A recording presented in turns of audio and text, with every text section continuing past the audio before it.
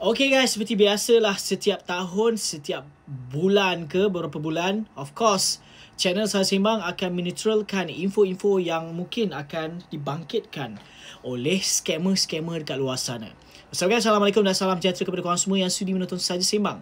Jangan lupa guys, ni jarang aku buat video ni aku sebut perkataan ini jangan lupalah siapa-siapa yang tonton video ini, please lah follow channel Salah Sembang dan follow channel Salah Sembang Official 2 juga.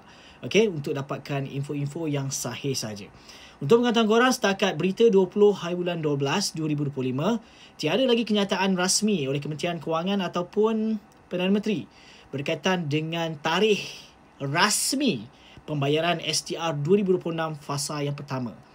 Kalau kita tahu setakat yang kita confirm, hanya SARA sahaja.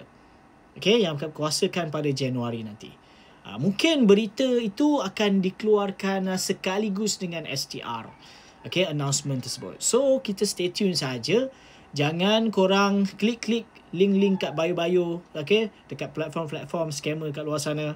Berhati-hati guys. Selagi channel Salah Sembang tak keluarkan info rasmi, okay, daripada rujukan kementerian sendiri, okay, aku merujuk. Bukannya aku yang orang terpaling tahu. Aku pun rujuk juga kenyataan rasmi keluar, baru aku cerita. Selagi itulah korang jangan percaya. Itu sahaja perkongsian. Aku Faizwan. Assalamualaikum.